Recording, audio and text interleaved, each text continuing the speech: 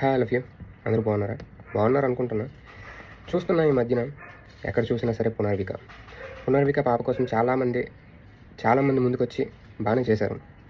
I hope she's better. I think so. Now everything is clear అవుతుంది అనుకుంటున్నా.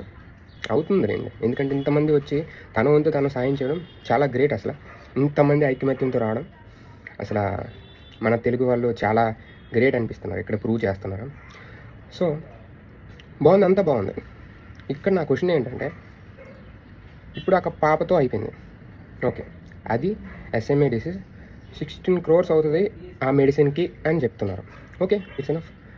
కానీ ఇదే డిసీజ్ అనేది రేపనే రోజు నాకు రావచ్చు, నీకు రావచ్చు, ఎవరికైనా రావచ్చు.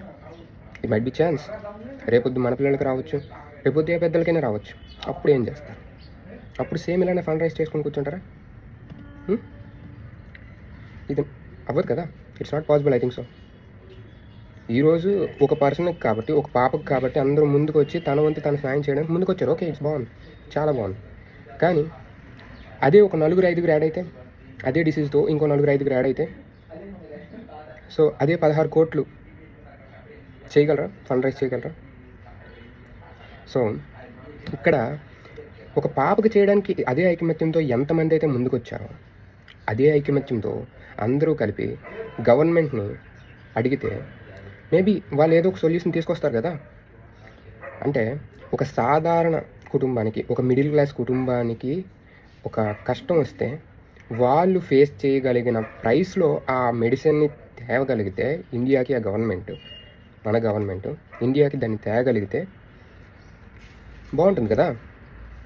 అంటే ఒక సాధారణ కుటుంబం ఫేస్ చేయగలిగినంత ప్రైస్లో, నేను పూర్తిగా తగ్గించేయమని, ఫ్రీగా ఇమ్మని నేనేం అడగట్లేదు.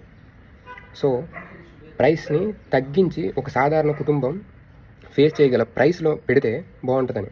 ఎందుకంటే మనం ఎన్నుకున్న గవర్నమెంట్ కాబట్టి మనం అడిగే హక్కు మనకి ఉంటుంది. రేపు అనే రోజు ఇది ఎవరికైనా రావచ్చు.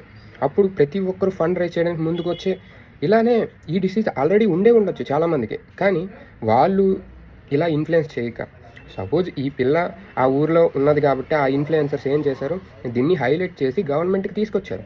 కానీ ముందుకు తీసుకొచ్చారు. ఈరోజు గవర్నమెంట్ ఏం చేసింది, ఒక 50 lakhsని డొనేట్ చేసి క్లియర్ అప్ చేద్దాం అని అనుకుంది. కానీ ఈ ప్రాబ్లంకి సొల్యూషన్ ఇక్కడతో అయిపోలేదు, ఇప్పుడే మొదలైంది. ఏంటంటే ఇది ఇఫ్ ఇన్ కేస్ ఇన్ ఫ్యూచర్లో కానీ ఇలానే వస్తే ప్రతి ఒక్కరికి, అప్పుడు ఏం చేస్తారు? అప్పుడు ఎవరిని అడుగుతారు? So we have to question the government, right? So అందరూ ఇదే ఐకమత్యంతో